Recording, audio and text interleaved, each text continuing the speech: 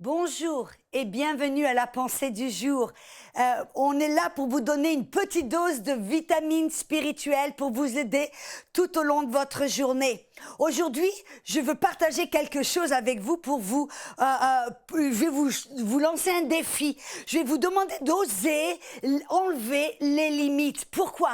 Parce que Dieu dans la Bible nous dit dans Jérémie chapitre 29 verset 11, il dit « Je sais les projets, les plans que j'ai pour toi, dit l'Éternel. Ce sont des projets de paix et non de malheur, afin de te donner un avenir et de l'espérance. » Et vous savez que Dieu a de grandes choses préparées pour vous. Depuis la fondation du monde, même avant dans le ventre de votre mère, Dieu a préparé un plan, un destin, quelque chose pour vous qui est superbe, magnifique et qui est même bien plus grand et plein plus magnifique que vous pourriez jamais penser, même imaginer. C'est ce que la Bible nous dit dans le livre de Corinthiens, chapitre 2, verset 9. Il dit « L'œil n'a pas vu, l'oreille n'a pas entendu, il n'est même pas rentré dans le cœur de l'homme toutes les choses que Dieu a préparées pour celui qui l'aime. » Mais ces choses nous sont révélées par le Saint-Esprit. Amen. Et pourquoi est-ce que je veux vous partager aujourd'hui que Dieu a un plan qui est bien plus grand, bien plus magnifique que ce que l'on peut penser? Pourquoi? Parce que c'est possible de limiter Dieu. Vous dites, comment est-il possible de limiter un Dieu qui est hors limite, sans limite? Vous savez que dans l'Ancien Testament, on découvre que le peuple d'Israël, quand Dieu les a fait sortir de l'Égypte, il voulait les emmener vers une terre qui était remplie de miel et de lait, une terre d'abondance. Et Dieu a voulu faire des miracles, voulait faire des choses extraordinaires dans le peuple, au travers du peuple d'Israël et dans la vie du peuple d'Israël. Mais écoutez ce que la Bible nous dit dans le psaume 78, dans le verset 41 à 43. Il dit « Que de fois ils se révoltèrent contre lui, contre Dieu dans le désert. Que de fois ils l'irritèrent dans la solitude. Ils ne cessèrent de tenter Dieu et de provoquer le Saint d'Israël.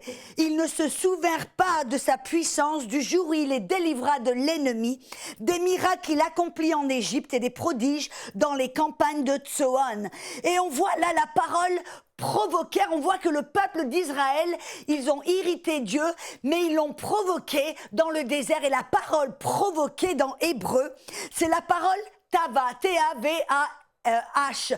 Et qu'est-ce que ça veut dire? Ça veut dire aussi ça, limiter Dieu, lui mettre des limites. En d'autres mots, Dieu voulait faire des miracles, des prodiges, des choses extraordinaires pour le peuple d'Israël et au travers du peuple d'Israël. Mais qu'est-ce qu'ils ont fait? Ils ont provoqué Dieu, ils l'ont irrité, ils ont limité Dieu.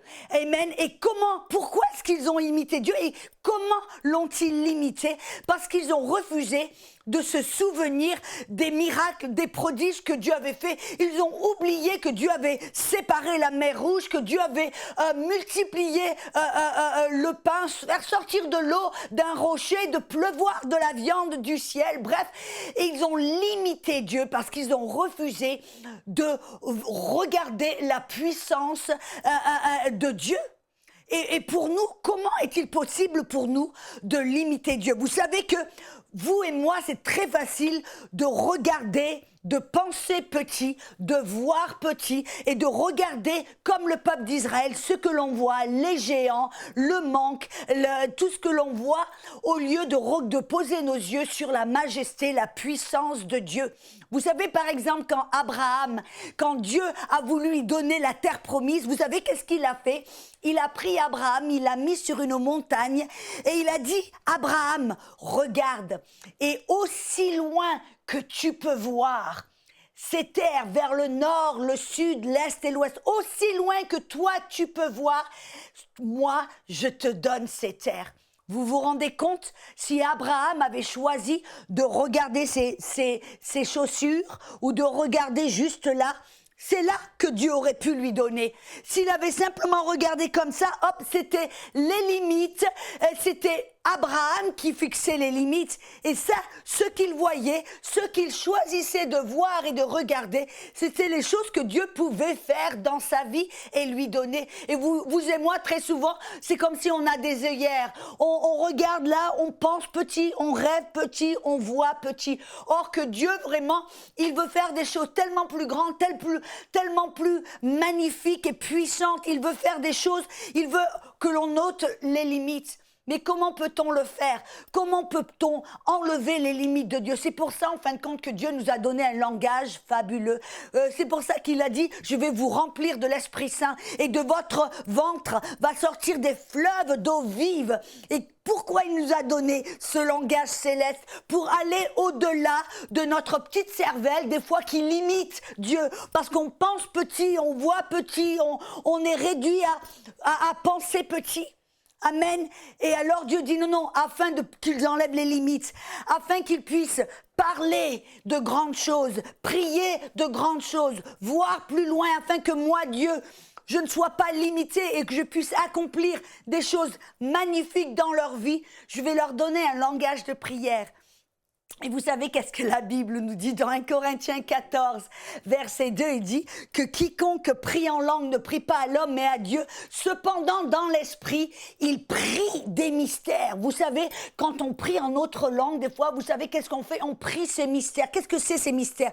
Ce sont ces choses sacrés, ce sont ces mystères, ces choses que Dieu veut faire dans notre vie, que notre œil ne peut pas voir, nos oreilles ne peuvent pas entendre, que l'on ne peut même pas savoir dans notre cœur. Mais Dieu dit, si au travers de leur bouche, ils vont commencer à prier en langue, moi, je vais pouvoir prier de leur esprit ces choses que l'œil ne peut pas voir, que les oreilles ne peuvent pas entendre, que leur cœur ne connaisse pas. Et moi, je vais pouvoir enlever les limites. Je vais faire en sorte qu'ils vont prier des choses magnifiques. Et moi, je vais pouvoir les accomplir au travers de leur vie. Alors je vais vous encourager à oser ôter les limites, à penser grand, voir grand, rêver grand et commencer à prier en autre langue, permettre à Dieu de prier ces choses magnifiques, ces rêves qu'il a pour vous au travers de votre propre bouche.